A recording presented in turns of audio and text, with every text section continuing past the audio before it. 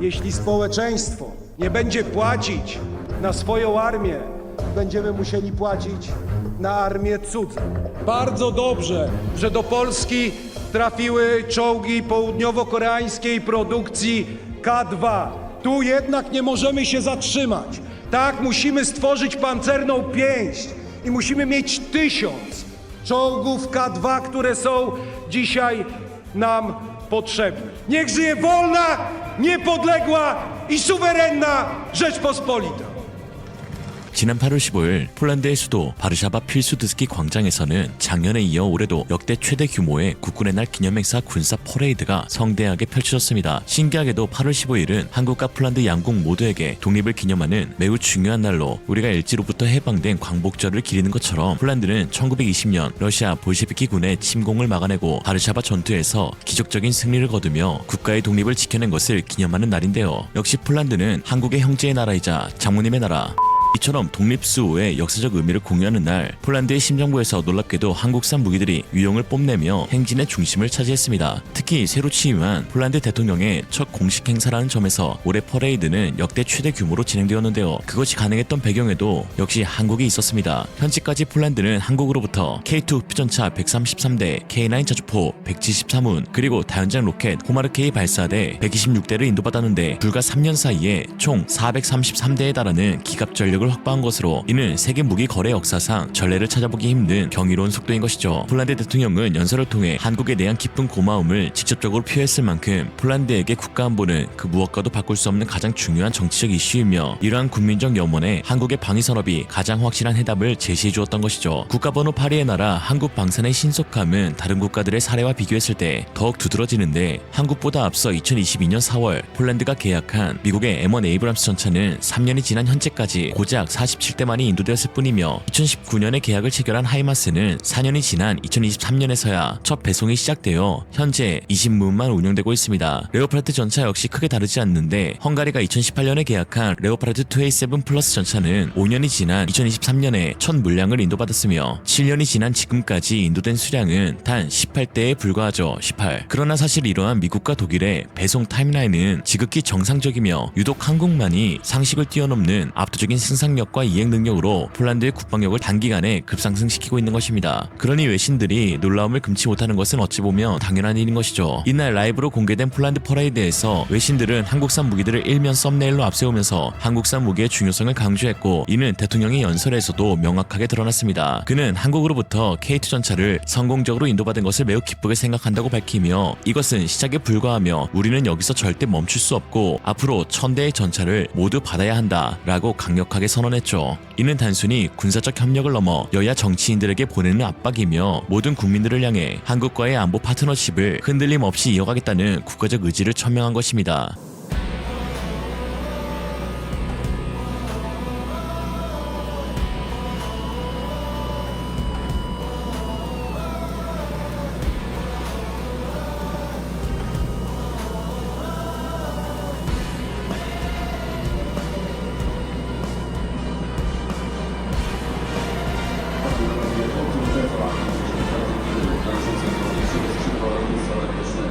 Siły Zbrojne Rzeczypospolitej Polskiej.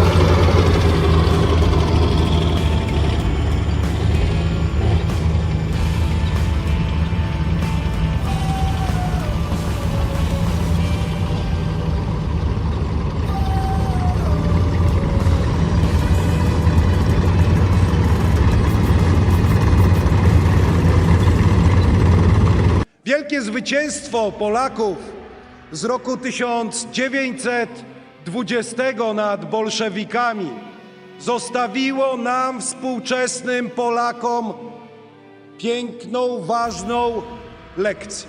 Każdego roku 15 sierpnia w nas, we współczesnym narodzie polskim, rodzi się duch zwycięzców, duch narodu dumnego, gotowego do walki o najważniejsze dla nas wartości. Dla świata było to zwycięstwo. A w sierpniu roku 1980 także u nas w Polsce powiedzieliśmy głośne nie systemowi komunistycznemu. Dla Polski, dla Europy i dla świata. Jest dzisiaj naszym najważniejszym zadaniem. Niezależnie od tego, czy o niepodległość biliśmy się przed rokiem 18, czy w roku 1920, czy dziś żyjemy w Polsce pokoju i spokoju, musimy dokładać wszelkich sił i środków, aby Polska była bezpieczna i abyśmy mogli mieć coraz więcej polskich żołnierzy. Pierwszą, najsilniejszą armią Sojuszu Północnoatlantyckiego w Europie. I do tego będę dążył jako prezydent Polski przez najbliższe lata. Na lata, a może na dekady. Poczucie tego, że budowa naszego systemu obronności idzie w jednym kierunku w zakresie zadań sojuszniczych, w zakresie twardego punktu rozbudowy naszych sił zbrojnych, modernizacji Wojska Polskiego. Musimy być wszyscy razem nie tylko na lata, ale na dekady. Że jeśli rząd, jeśli społeczeństwo jakiegokolwiek narodu nie będzie płacić na swoją armię, to w pewnym momencie przyjdzie rachunek zapłaty i będziemy musieli płacić na armię cudze. Bardzo dobrze, że do Polski trafiły czołgi południowo-koreańskiej produkcji K2. Tu jednak nie możemy się zatrzymać. Tak, musimy stworzyć pancerną pięść i musimy mieć 1000 czołgów K2, które są dzisiaj nam potrzebne. Musimy rozbudowywać i modernizować Wojsko Polskie, nie patrząc na cezury wyborów parlamentarnych i dyskusji w polskim parlamencie. Realizować to, co jest niezbędne, to, co jest potrzebne. Musimy zrealizować program Orka, bo jak mówili mi marynarze, potrzebujemy polskich okrętów podwodnych i marynarze od lat, od dekad na nie czekają. Cześć i chwała bohaterom współczesności, żołnierzom Wojska Polskiego. Niech żyje wolna, niepodległa i suwerenna Rzeczpospolita. 한국과 폴란드 간의 K2표 도입 사업은 단순한 무기거래를 넘어 유럽 안보 지형을 바꾸는 거대한 프로젝트로 진화하고 있습니다. 한 번의 실행 계약당 180대를 기준으로 앞으로 4번의 계약이 더 남아있는 이 사업이 완료되면 폴란드는 총 1000대의 K2 전체를 운용하게 되는데요. 1차 계약 GF 버전 180대 약 4조 5천억 원 규모, 2차 계약 GFNPL 버전 180대 약 8조 8천억 원으로 앞으로 4번의 계약 규모는 30조 원 이상이 될 것으로 보이며, 이는 그야말로 K2 전차의 전성기가 열린 것과 다름없습니다. 심지어 폴란드의 수량은 원조 주인국인 한국보다도 많은 수량으로 폴란드를 명실상부 K2의 주인국이라고 불러도 과언이 아닐 정도입니다. 이는 단순한 구매국을 넘어 최대 운용국으로 발돋움하려는 폴란드의 담대한 결심으로 이미 주변국으로 강력한 파급 효과를 만들어내고 있는데요. Nie tylko w trakcie produkcji tego czołgu na potrzeby sił zbrojnych, ale również ich produkty mogą być skutecznie wdrażane, zaimplementowane w czołgach, które będą produkowane dla potrzeb zarówno 루마니아와 슬로바키아 또한 폴란드와 동일한 사양의 K2PL 모델 구매를 적극적으로 검토하고 있습니다. 이는 유럽 내에서 K2 전차의 표준화와 규모의 경제를 실현하는 결정적인 계기가 되는 것이죠. 동일 기종 운용국이 늘어날수록 부품 수급은 원활해지고 유지보수 비용은 절감되며, 이는 자연스럽게 유럽 내 K2 전차의 부품 공급망 확대로 이어지게 됩니다. 한국산 무기가 유럽 시장에 본격적으로 진출하기 위한 발판이자 핵심 업으로서 폴란드는 그 기대를 120% 충족시키는 완벽한 협력 모델을 보여주고 있는 것이죠. 이는 약속을 이행하지 않으며 사업을 지연시키는 인도네시아와 정확히 180도 다른 모습인데, 두 나라의 국기가 서로 180도 뒤집힌 모양인 것이 이것을 뜻하는지도 모르겠습니다. 오늘의 한 줄평, 폴란드와 인니 국기 구별법, 선조의 피 흘림을 기억한다면 폴란드, 그냥 피가 거꾸로 솟으면 인도네시아. 이상으로 리얼리즘이었습니다. 여러분의 생각은 어떠신가요? 현명하고 지혜로운 여러분의 의견을 지금 댓글에 남겨주세요. 감사합니다.